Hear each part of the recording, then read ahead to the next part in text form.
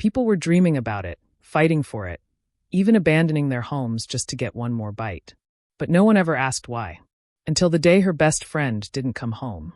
And the key to her disappearance was hidden in a pot everyone loved. Hey there, pour a cup of tea, get comfy, and let your heart listen. The story's about to start. Welcome to Tales Vibe, where laughter and lessons flow together. If you love a good story, don't forget to like this video, subscribe for more tales every week, and please tell us where you're watching from in the comments. We'd love to know where our story family is tuning in from. In the heart of Enugu, in a small corner shop painted with fading blue, Mama Ijeoma ran the most talked-about Okpa business in the whole area. People did not just buy her Okpa, they chased it. From early morning, before proper daylight, her customers formed a long line stretching past neighboring stalls. Some came with wrappers tied carelessly, some still brushing sleep from their eyes, but all of them wore the same expression, hunger mixed with excitement. "Mama Ij, I beg give me two," a man would say. "Mama, no cut my own small I dey beg you," another begged. Mama Ijeoma would laugh, not loudly, just enough for you to feel the warmth. She wrapped each Okpa with careful hands, humming lightly as if the world was perfect. People said she was kind, always smiling, always ready to greet anyone who passed by. They called her Mama Ij, a short name that carried respect. But behind that warm smile was something no one could place their finger on. Her shop was too blessed, too perfect, too successful. No matter the number of customers she served, the pot never seemed to run out. The taste never changed. The texture never failed. The aroma alone could pull a tired person from across the street. Other Okpa sellers complained quietly. "She don't collect all our customers' finish," one woman hissed under her breath. "Her own too sweet. Something day inside that thing," another whispered. But nobody dared confront Mama Ijeoma. She greeted everyone with such love that even her competitors struggled to hate her openly. Besides, she had lived in Enugu for years and had built strong friendships. People trusted her. Her two helpers, Chichi and Amara, were the only ones who stayed close enough to notice anything unusual. They saw how customers came back twice, sometimes 3 times, in one day. They saw how people who had never liked Okpa suddenly became followers. They saw the quiet desperation in the eyes of regular buyers. "Mama Ijeoma get magic hand," one customer joked once, but his laughter sounded shaky, almost nervous. Still, no one suspected anything serious. People simply said she had a gift. A blessing. Something from God. Mama Ijeoma said very little about her recipe. Anytime someone tried to ask what made her Okpa special, she waved the question away with that same gentle smile. "Na God hand," she always said. Her answer soothed many hearts, but it never soothed Chichi's. Chichi's eyes were too sharp, her spirit too restless. Amara trusted easily, but Chichi did not. Chichi observed the way Mama Ijeoma guarded her ingredients, how she locked her storeroom tightly, and how she refused to let any of them mix the final batter. But she didn't voice her suspicions yet. Not until the day Mama Ijeoma returned from a short trip with an old friend. Not until the strange whispers began. Not until the first sign that something was very wrong with that innocent-looking Okpa. For now, Enugu only knew Mama Ijeoma as the Queen of Okpa, sweet, loved, respected, and dangerously trusted. Chichi and Amara arrived at the shop early the next morning, just as they did every day. They always came before the customers gathered, before Mama Ijeoma began her gentle humming, and before the bustle of the market rose around them. To the public, they were simply her helpers. But to Mama Ijeoma, they were more than that. 2 girls she had taken in years ago, girls she treated like her own children. People often praised her for this kindness. They called her a good woman, a generous woman. But living under the same roof, as someone reveals things the outside world cannot see. Chichi and Amara saw those things every day. Amara, the older one, was calm and soft-spoken. She avoided trouble and believed the best of everyone. Chichi, however, had a sharp mind and a naturally suspicious nature. She noticed details Amara ignored, and she asked questions Amara preferred not to think about. They were preparing the morning's Okpa when Chichi paused, staring into the mixing bowl. Amara was already stirring the blended beans, ready to continue the next step, but Chichi wasn't moving. "Amara," Chichi said quietly, "have you noticed Mama never lets us handle the final mixing?" Amara exhaled, already familiar with Chichi's concerns. "Chichi, please don't start. Mama Ijeoma takes good care of us. She probably just wants to protect her recipe." Chi shook her head slightly. Other sellers share recipes with their workers. Only Mama keeps hers locked away. Amara kept stirring. Her Okpa is famous. It's her signature. It's normal for her to guard it. Chi hesitated. But the way she guards it, it doesn't feel normal. Before Amara could respond, Mama Ijeoma entered the room with a warm smile. "My daughters, you have started already?" she asked, her voice as gentle as ever. "Yes, Mama," both girls replied quickly. She touched Amara's shoulder affectionately, then turned her eyes to Chi. The smile remained, but for one brief moment her eyes carried a sharpness, a flicker of something unreadable. Chi felt it instantly. Something inside her tightened, though she could not explain why. Voices rose outside the shop. The customers had begun to gather, and the familiar tension returned. "Mama Ijeoma, please serve me first. I need 2 wraps. I can't wait." Their urgency sounded almost desperate. Mama Ijeoma clapped her hands softly. "Let us attend to them." The girls carried out trays of steaming Okpa. As soon as the customers saw them, hands stretched forward, some trembling slightly. People bit into the Okpa with an intensity that unsettled Chi. One woman closed her eyes as if she were overwhelmed. A man finished his wrap and begged immediately for another, his voice strained. Amara whispered, "People just enjoy the taste." "That's all." Chi replied quietly, "No. This is beyond enjoyment." Later, when they were alone, Chi approached Amara again. "Promise me something," she said. "What is it?" Amara asked. The 2 women entered the small back room and locked the door behind them. "If anything strange happens, anything at all, don't ignore it again."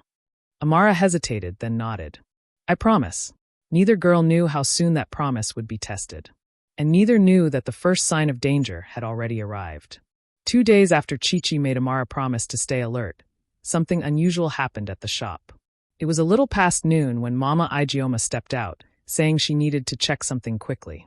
She rarely left during business hours, but she didn't offer any explanation. She simply told the girls to keep serving and not worry. Chi watched her walk away, her mind already stirring with questions. Amara sensed the tension and nudged her gently. "Let's just focus," Amara whispered. "We don't want her to think we're doubting her." But Chi could not shake the memory of the sharp look Mama Ijeoma had given her earlier in the week. Something was happening behind the scenes, something she could feel but could not name. Mama Ijeoma returned later in the afternoon, but she was not alone. Walking beside her was a woman the girls had never seen before. The woman was slim, confident, and dressed stylishly, with long braids and bright lipstick. She moved with the ease of someone who knew exactly where she belonged. "Mama, who is she?" Chi whispered to Amara. "No idea. Maybe a relative."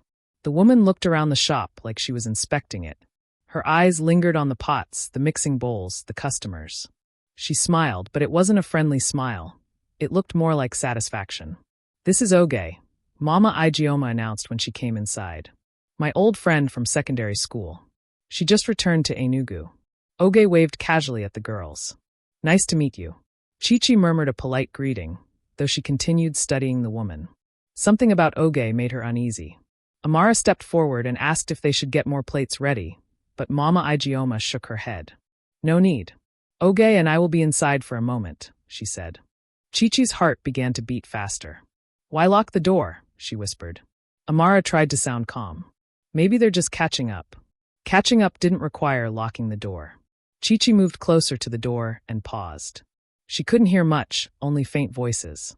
But after a while, she heard something that made her chest tighten.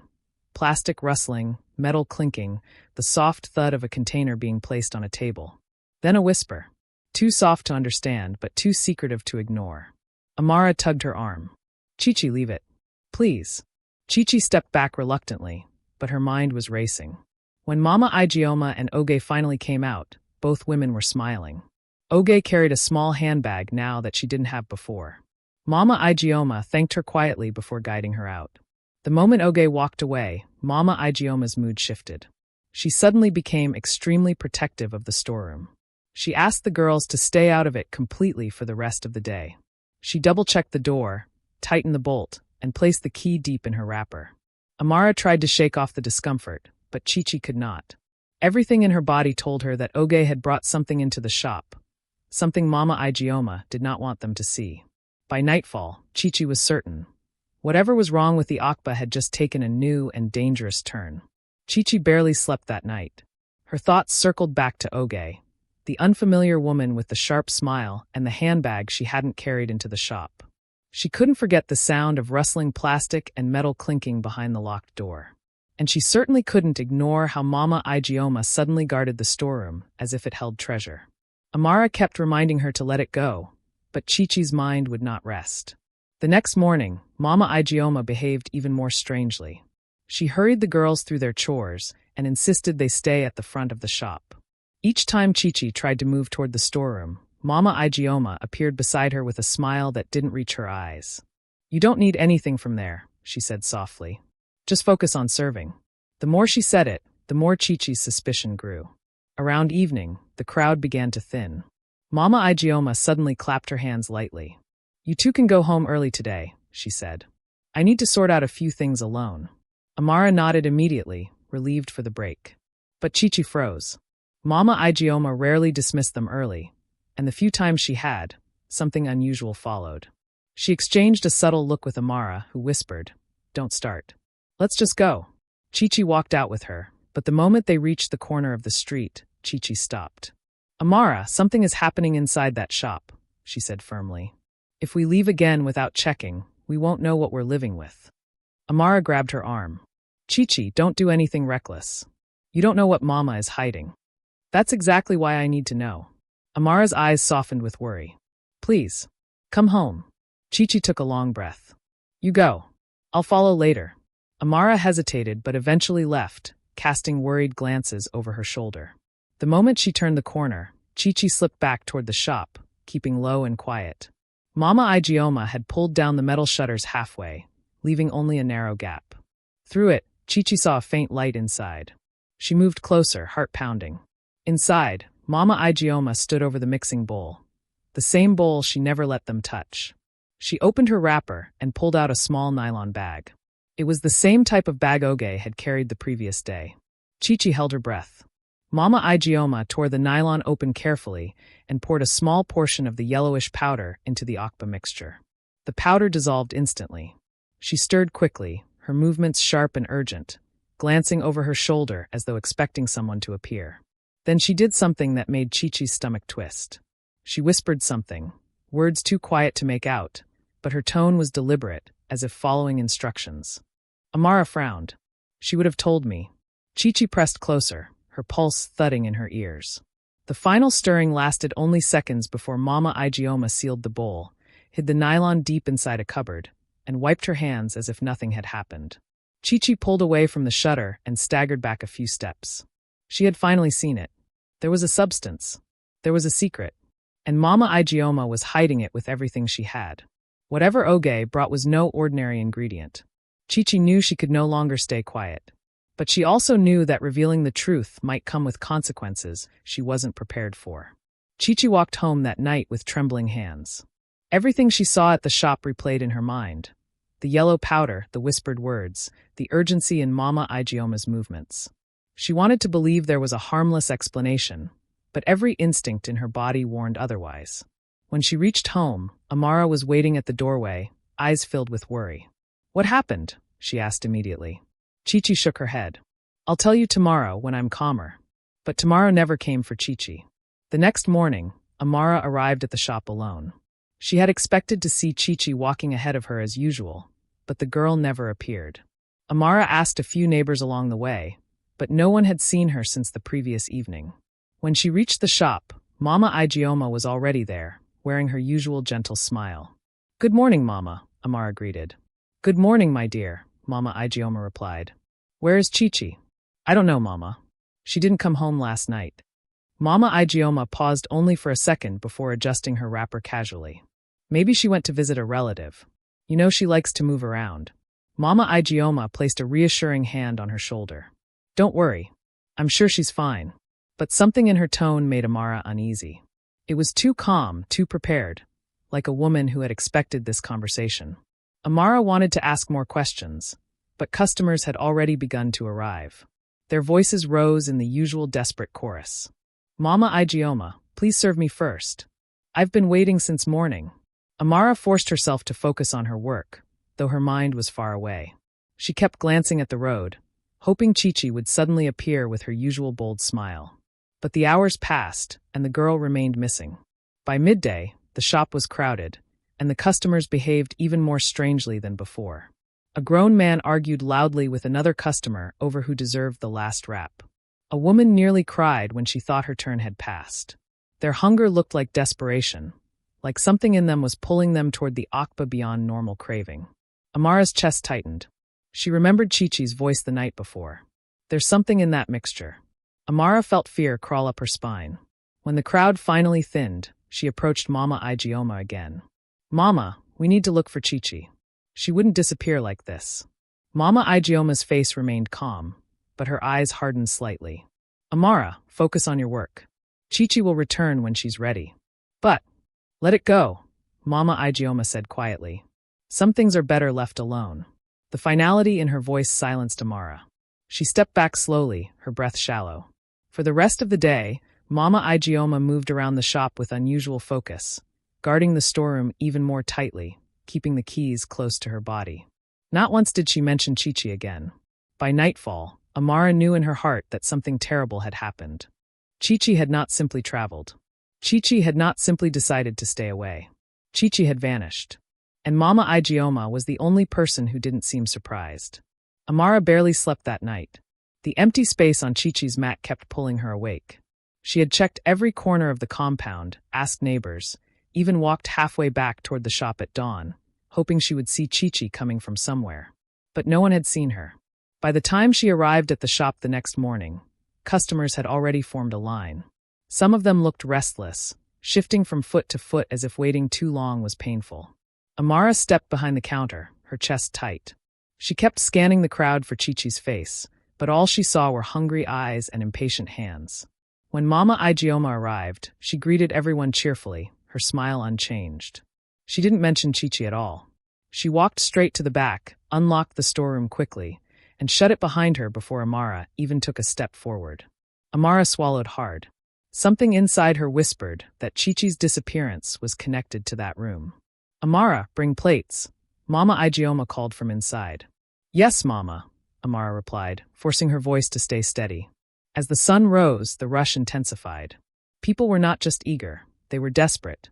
A man who usually bought only one wrap now demanded 4. "That's too much for you," Amara said gently. He glared at her with wild eyes. "Give me what I asked for." A woman with a baby strapped to her back shoved 2 people aside just to get closer to the counter. "Please, I must eat it. I've been dreaming about this Okpa since last night," she said, voice trembling. Someone else muttered, "This Okpa day heal my body. If I no eat him today, I fit faint." Amara stared at them in shock. Dreams? Faint? What were they talking about? She watched one man eat his Okpa right there, as if he couldn't wait another moment. He didn't chew slowly, he devoured it, his hands shaking. When he finished, he wiped his mouth roughly and immediately joined the line again. "Mama, give me another one," he said, breathing heavily. "You just bought one," Amara said. "I need more," he insisted. His voice didn't sound like a request. It sounded like a plea. Amara stepped back, fear rising in her chest. This wasn't normal hunger. This was something darker, something that pulled these people in and refused to let them go. When the crowd finally reduced, she approached Mama Ijeoma carefully. "Mama, I think something is wrong with the customers." Mama Ijeoma didn't look up from the bowl she was washing. "Wrong? What is wrong?" "They're acting strange. They're too desperate. Some said they dreamed about the Okpa." Mama Ijeoma paused.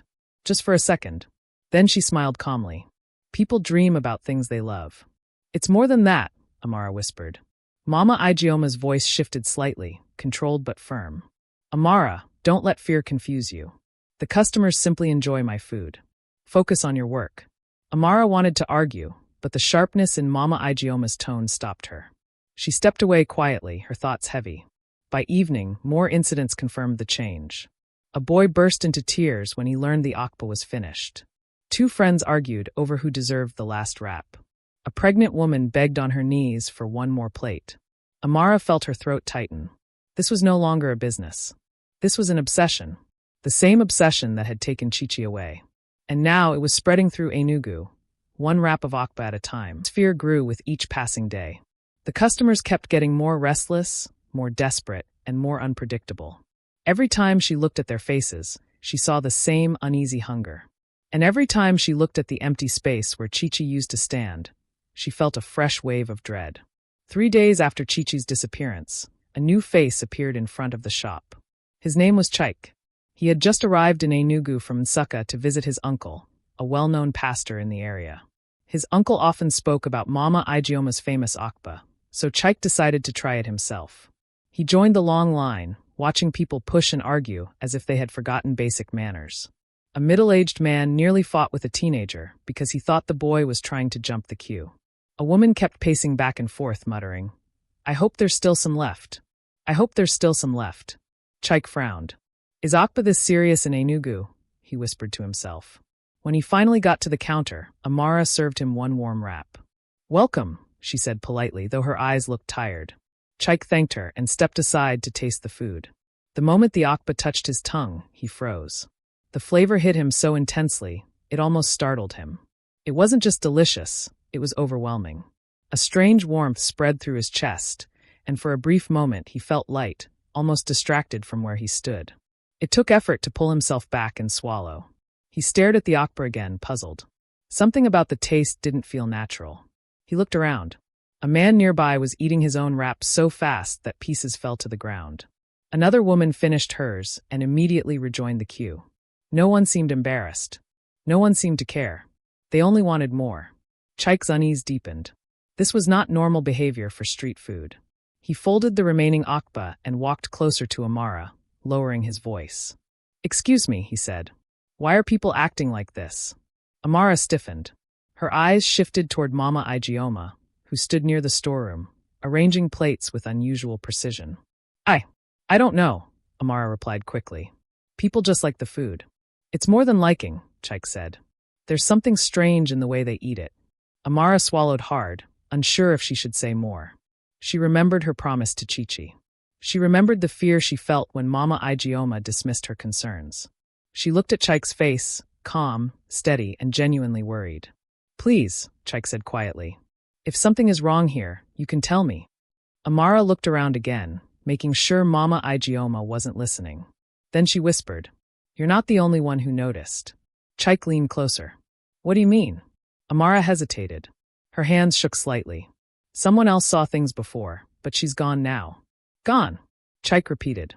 Amara nodded, tears forming in her eyes. "Chichi. She disappeared the day after she told me something wasn't right." Chaik's expression hardened. "And you think it's connected to this place?" Amara didn't answer. She didn't need to. The fear in her eyes told Chaik everything he needed to know. He glanced at the Okpa again, then at the desperate customers, then finally at Mama Ijeoma. Something dangerous was happening here. And whatever it was, Chichi had seen it first. Chaik's questions lingered in Amara's mind long after he left the shop that day.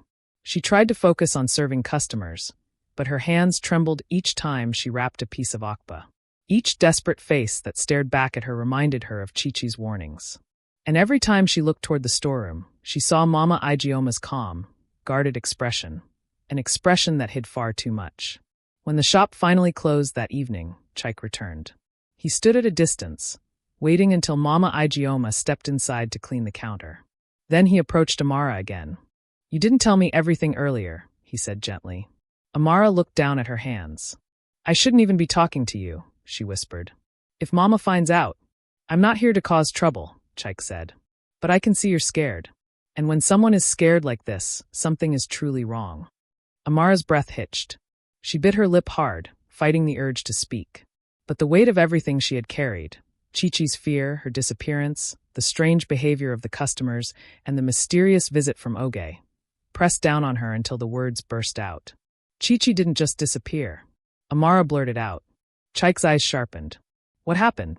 Amara looked around quickly. The street was quiet. Mama Ijeoma was still inside the shop. Slowly, Amara stepped closer to Chaik. "She saw something she wasn't supposed to," Amara whispered. Chaik nodded. "What did she see?" Amara shook her head, tears forming. "She didn't tell me everything. But she told me that Mama was hiding something in the storeroom. She said there was a powder, something yellow, that Mama added secretly." Chaik's face tightened. "And this was after that strange woman visited?" Amara swallowed hard. "Yes. Okay. I don't know who she is, but after she came, everything changed. Mama started locking the storeroom all the time. She became nervous protective. Chi-Chi tried to find out more. And the next day she vanished. Chike finished for her. Amara nodded, tears slipping down her cheek. She never leaves without telling me. Never. And Mama's reaction, it wasn't normal. She didn't act worried. She didn't even ask questions. Chike placed a reassuring hand on her shoulder. You've been carrying this alone? Amara nodded again. I didn't know who to talk to. And the customers, the way they act, it frightens me. They look like they need the Okpa. Like something inside them pulls them back again and again. Chike took a deep breath. Amara, you're right to be worried. I tasted that Okpa today. It wasn't normal. The taste, there's something in it. Something meant to make people crave more. Amara closed her eyes tightly, her voice barely a whisper. Chi-Chi said the same thing. And Mama Ijeoma? Chike asked quietly. Do you think she knows exactly what she's doing? Amara hesitated. That was the question she feared most. I don't know, she said finally. But I know she's hiding something. And whatever she's hiding, it's dangerous. Chike straightened, determination settling in his eyes. Then we need to find out what it is. If Chi-Chi risked everything to discover the truth, we can't let her disappear for nothing.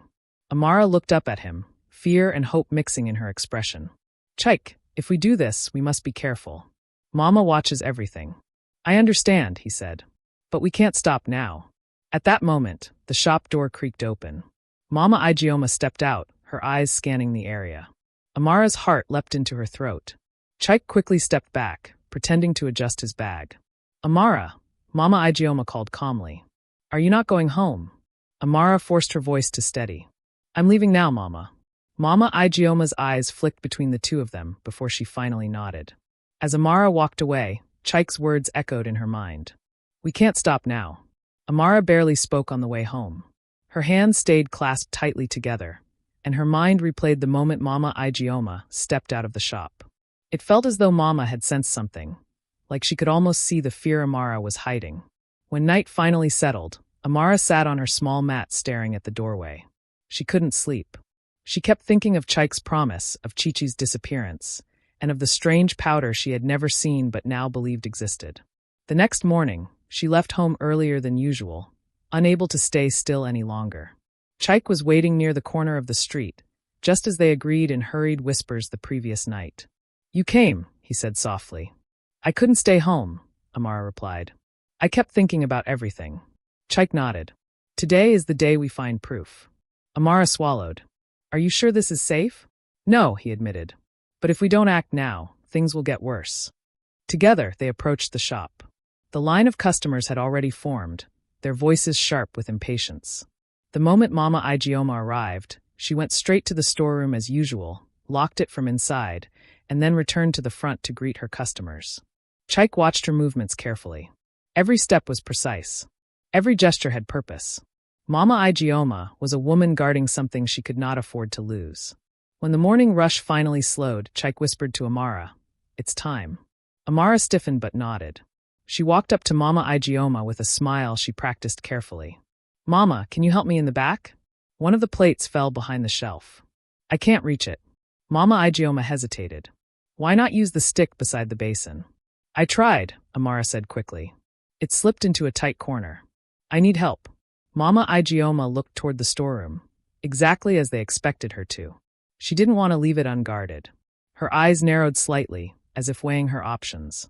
Then she nodded. Fine. Let me check. As she followed Amara into the back room, Chike slipped around the side of the building, moving quickly and quietly. He found the small wooden window near the storeroom, half rusted but still functional. He pushed it gently. It opened just enough for him to squeeze through. Once inside, he paused, letting his eyes adjust. There it was. A cracked cooler pushed against the wall, half hidden behind sacks of beans. The lid wasn't fully closed. Chike opened it slowly. Inside was a nylon bag filled with the yellow powder. The same powder Amara had described. A small metallic scoop lay beside it, dusted with the same substance. And tucked into a corner was a folded paper, a faded sticker label barely hanging on. He picked it up and read. Strong appetite booster. Not safe for human consumption. His heart pounded. He quickly took pictures and recorded a short video, making sure the label, the powder, and the scoop were all visible. Suddenly, he heard footsteps. Chike froze. Someone was coming. He grabbed the cooler lid and pushed it back into place just as the storeroom door rattled violently. "Who is inside there?" Mama Ijeoma's voice snapped. Chike's breath caught in his throat. The knob turned. Once. Twice. Harder. And then, the door began to open. The storeroom door creaked open slowly, and Chike braced himself, his back pressed tightly against the sacks of beans. His heartbeat thundered in his ears. If Mama Ijeoma saw him here, everything would end before the truth had a chance to come out. But instead of Mama Ijeoma stepping in, her voice drifted from outside. "Amara, where is the extra bucket you said you needed?" Chike exhaled silently, grateful for Amara's quick thinking. She must have asked another question to distract Mama again. He waited 2 more seconds, then slipped toward the small window and pushed himself out just as quietly as he entered. He landed lightly on the ground behind the shop, dusted his hands, and hurried to the back corner where he and Amara had agreed to meet. Amara arrived moments later, her breath shaky. "Did you get anything?" she whispered urgently. Chike nodded, pulling out his phone. More than enough. He showed her the pictures and the video. The powder, the scoop, the label forbidding human consumption, everything. Amara's eyes widened in shock, her hand covering her mouth. "So it's true. She has been putting something inside. And that something is dangerous," Chike said. "Now we have proof." They didn't waste time. Chike led Amara straight to her uncle, the pastor. The elders of the community were called at once. A quiet storm gathered in that small living room as Chike replayed the video again and again. By evening, a group of elders, the pastor, Chike, and Amara walked together toward Mama Ijeoma's shop. They carried lanterns and stern faces. The lines of customers that usually filled the area had gone down, but a few people still hovered, hoping to buy the last wraps. Mama Ijeoma stood behind her counter when she saw the group approaching. Her smile faltered. "Good evening," she said slowly. "Is something wrong?" Nobody answered. Chike stepped forward and lifted his phone. "Mama," he said, "we need you to explain this." He tapped the screen, and the video began to play. The storeroom, the hidden cooler, the yellow powder, the forbidden label. The moment the elders recognized the words "not safe for human consumption," murmurs erupted among them. Mama Ijeoma's face paled, and her hands began to tremble. What is this?" "You tell us," the pastor said firmly. "What have you been feeding the people of this community?" The pressure finally broke her. Tears streamed down her face as she dropped to her knees. "I didn't mean to harm anyone," she cried. "My friend Oge brought it.